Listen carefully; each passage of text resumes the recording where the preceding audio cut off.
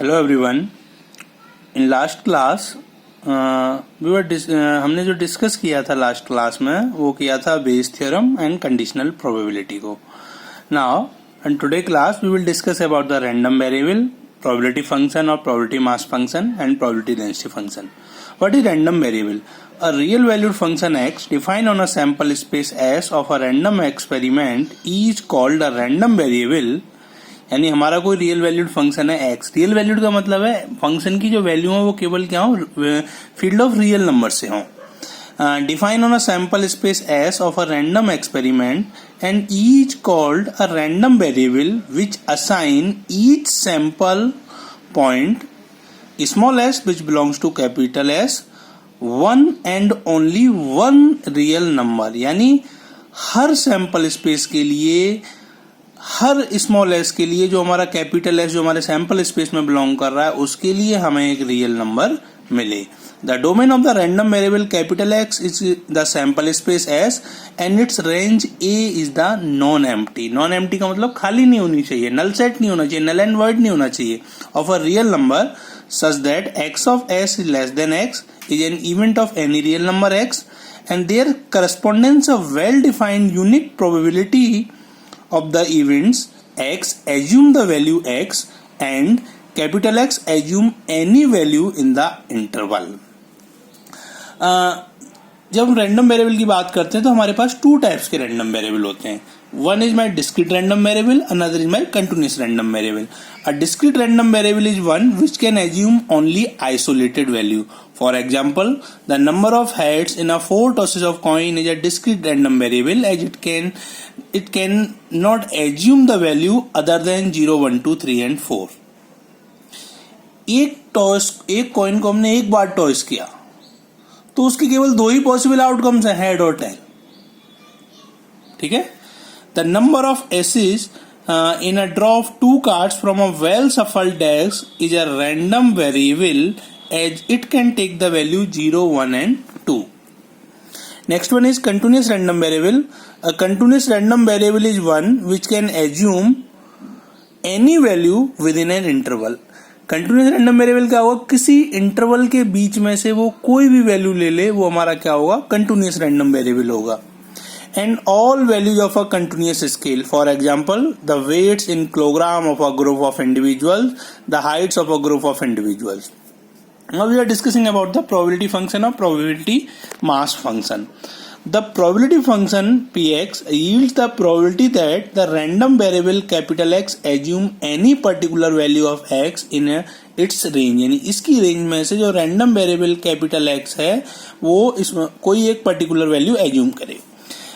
The probability function or often called frequency function of the random variable x satisfy the following condition: probability of xi this is greater than or equal to 0 and sum of all the probability that is equal to 1. Look at here, a random variable x takes the value 1, 2, 3 and so on. The probability mass function is lambda raised to the power r over r factorial and r running from 1, 2, 3 up to infinity. Then we have to find the value of lambda. We know by the definition of probability function, पहली property है कि probability of xi is greater than equal to 0 and sum of all the probability is equal to 1. Therefore, sum of all the probability of xi is equal to 1. It implies summation r is equal to 1 to n lambda raised to the power r over r factorial is equal to 1. इसको हमने run कराया summation को, तो lambda over 1 factorial lambda square by 2 factorial lambda cube by 3 factorial is equal to 1. और इसमें हमने क्या किया, दोनों तरफ एक को लेफ्ट हैंड साइड में हमने 1 को ऐड किया और 1 को ही सब्ट्रैक्ट किया, तो ये हमारी जो साइड हो जाएगी 1 plus lambda square by 2 factorial lambda cube by 3 factorial. This the exponential function e की पावर लैम्डा e की पावर माइनस लैम्डा e की power lambda minus 1 is equal to 1, तो e की power lambda is equal to 1 plus 1, तो e की power lambda is equal to 2, taking anti log on both sides, तो lambda is equal to log e base 2. Now probability distribution function of a discrete random variable. A set of ordered pairs xi and pxi is called the probability distribution function of the discrete random variable x provided probability of xi is greater than or equal to 0 and sum of probability is equal to 1. Look at here one question. 5 defective vulves are accidentally mixed with 2 good ones, यानी 5 जो defective vulve हैं वो 2 अच्छों में मिला दिए जाते हैं, and it is not possible to just look at a vulve and tell whether or not it is defective, या तो उसमें मिला दिए जाते हैं तो बड़ा मुश्किल है कि उनमें से ये ढूंढ पाना कि जो बल्ब है हमारा वो डिफेक्टिव है, अच्छा है या डिफेक्टिव है. Find the probability distribution of the number of the defective bulbs if 4 bulbs. हमें प्रोबेबिलिटी डिस्ट्रीब्यूशन निकालना है डिफेक्टिव बल्ब्स का. कब? If 4 bulbs are drawn at random from this lot. कब? जब हम इस लॉट में से क्या करें, 4 बल्ब्स को रैंडमली सेलेक्ट करें. तो सबसे पहले हम क्या करें, let capital X note the defective bulbs in 4. Clearly capital X can take the value 0 1 2 3 4, यानी 0 का मतलब कोई भी डिफेक्टिव ना हो, 1 का मतलब 1 डिफेक्टिव हो, 2 का मतलब 2 डिफेक्टिव हो, 3 का मतलब 3 डिफेक्टिव हो, 4 डिफेक्टिव हो. तो नंबर ऑफ डिफेक्टिव बल्ब क्या है? 5. और नंबर ऑफ गुड बल्ब कितने हैं? 20. तो टोटल नंबर ऑफ बल्ब कितने हो गए? 25. Now probability of x is equal to 0. That means probability that there is no defective bulb. That means we will try to find the probability all 4 bulbs are good. तो ये कितना हो जाएगा, कितनी हो जाएगी, अच्छे कितने, 20C4 over 25C4. इसको सॉल्व किया, वैल्यू ये आ गई 969 over 2530.